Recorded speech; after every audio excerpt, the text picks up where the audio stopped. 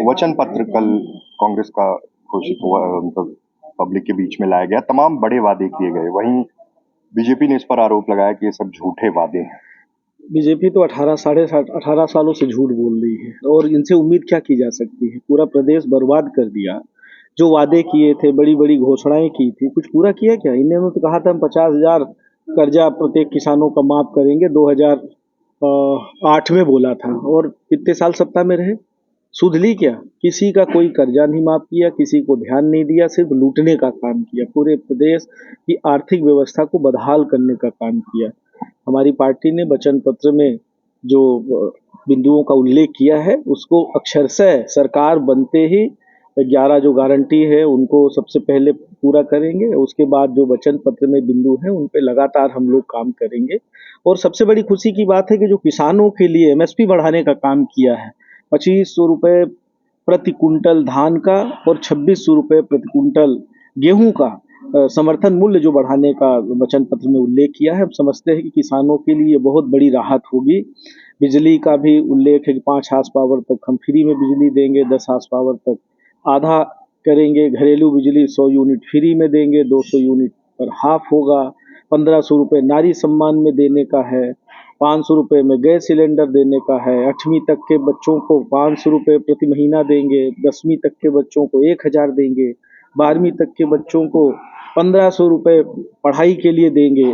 और इसी तरह से आपका जो सामूहिक विवाह के लिए भी 1,01,000 करने का प्रावधान किया है।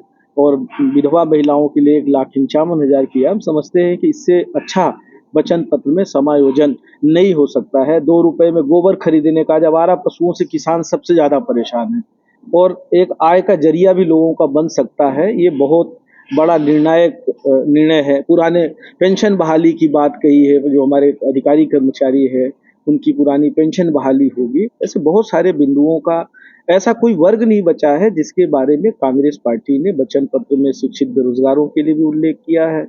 तो गरीब मजदूर के लिए भी आपका स्वास्थ्य बीमा में जो प्रोविजन किया है वो भी बड़ा सराहनीय है। हमारे राजस्थान में वो लागू है। ऐसे हमारे राज्यों में जो जनहित के जो योजनाएं लागू है और जिसका अच्छे परिणाम आ रहे हैं, वो सभी जगह से रिसर्च करके अन्य प्रदेशों का भी और मध्य प्रदेश के जिला स्तर पे हम लोग खुद गए थे और लोगों से सुझाव लिए थे।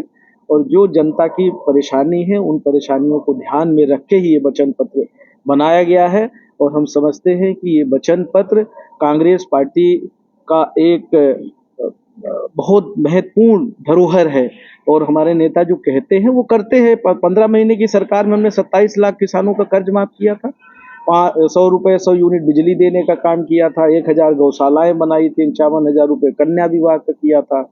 600 रुपये पेंशन बढ़ाने का काम किया था। अभी तो सामाजिक सुरक्षा पेंशन 1,200 रुपये हो जाएगा, अभी वचन पत्र में उल्लेख है।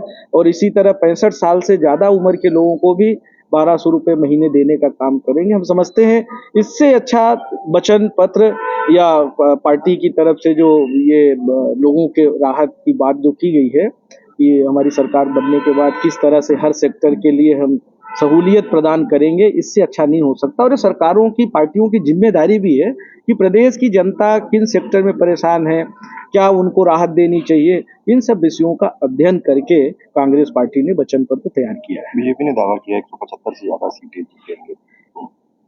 बीजेपी अगर 25 सीट जीत जाए ना तो भी बड़ी बात होगी। 200 के पार कांग्रेस जीतेगी, एक तरफा पूरी बहुमत से सरकार बनेगी। इन्होंने तो कर्नाटक में भी कहा था 200 के पार, क्या हुआ? हिमाचल में भी कहा था। अब प्रदेश की और देश की जनता ने इनको बड़े अच्छे से समझ लिया है। इन्होंने क्या दिया है? इन्होंने तो बेरोजगारी दी है, महंगाई दी है, भ्रष्टाचार दिया है, घोटाले दिए हैं, देश की अर्थव्यवस्था को चौपट किया है, प्रदेश की अर्थव्यवस्था को चौपट किया है। पूरी तरह से आज घोटाले पे घोटाले हो रहे हैं, लोगों के मिले हुए अधिकारों को छीनने का काम किया है। कांग्रेस की सरकार बनेगी तो हम पिछड़ों को भी आरक्षण देने का 27% प्रावधान किया है वचन पत्र में, उसको हम लागू करेंगे। जाति जनगणना भी कराएंगे।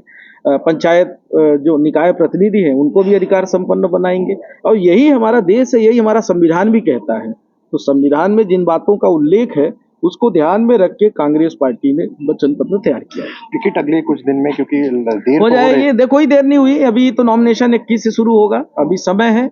नॉमिनेशन के पहले सारी टिकट जारी हो जाएगी।